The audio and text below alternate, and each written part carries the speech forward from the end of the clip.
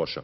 Aujourd'hui, les deux candidats à cette élection présidentielle, en attendant un éventuel débat télévisé mardi soir, ont poursuivi leur campagne, sur des registres d'ailleurs extrêmement différents. Pour Valéry Giscard d'Estaing, c'était à la porte de Pantin le plus important meeting du deuxième tour. Des dizaines de milliers de personnes s'étaient réunies pour une grande fête de la liberté. Et au milieu de cette foule, les reporters d'Antenne 2, Patricia Charnelet, Paul Amar, Jacques Aubertin et Jean Ray étaient sur place.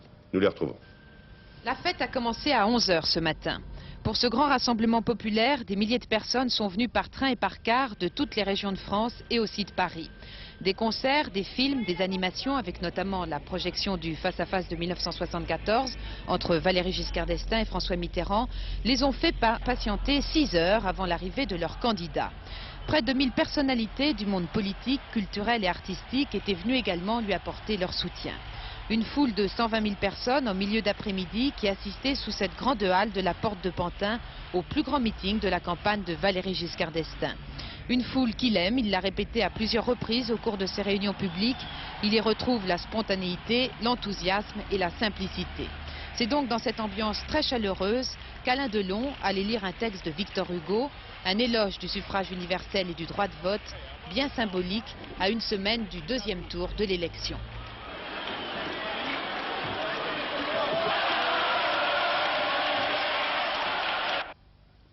Il y a un jour dans l'année où le plus imperceptible citoyen participe à la vie immense du pays tout entier, où la plus étroite poitrine se dilate à l'air vaste des affaires publiques, un jour où le plus faible sent en lui la grandeur de la souveraineté nationale, où le plus humble sent en lui l'âme de la patrie.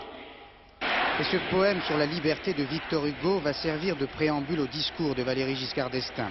Un véritable discours-programme de 50 minutes qui a permis aux candidats de proposer aux Français un choix de société. Il y a d'un côté, a-t-il dit, la France du déclin et de l'autre, la France de l'espoir.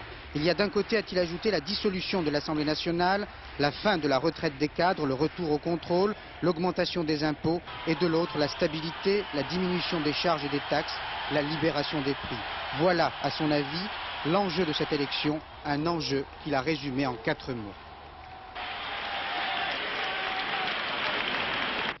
Davantage d'État, moins d'État. C'est en 4 mots le centre du débat. Davantage d'État ou moins d'État, cela veut dire plus ou moins d'intervention, plus ou moins de bureaucratie, plus ou moins de contrôle. Et cela entraîne inévitablement plus ou moins d'impôts, plus ou moins de cotisations sociales, plus ou moins de liberté pour ceux qui travaillent et pour ceux qui produisent, plus ou moins de responsabilité pour les individus. Mon adversaire vous propose davantage d'État et je vous propose moins d'État.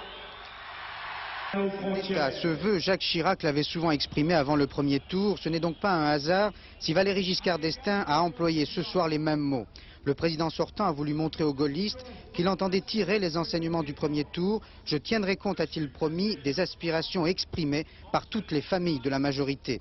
Mais il a tenu également à mettre en garde les gaullistes contre les risques, à ses yeux, de l'élection de François Mitterrand. Si tous les autres, dans cette élection, je suis le seul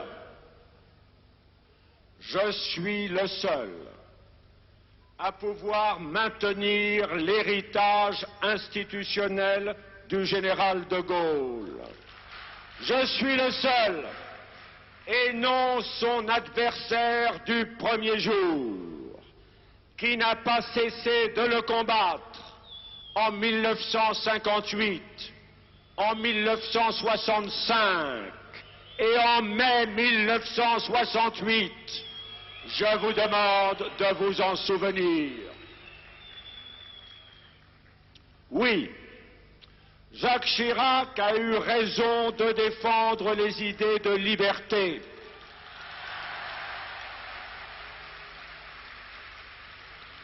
De responsabilité et de lutte contre la bureaucratisation rampante. Oui, les candidats de la majorité ont eu raison de souhaiter une France forte et active. Après avoir gagné ensemble, il faudra s'engager ensemble pour y faire face. Et Valéry Giscard d'Estaing a conclu son discours par un nouvel appel à l'unité et au rassemblement de toute la majorité.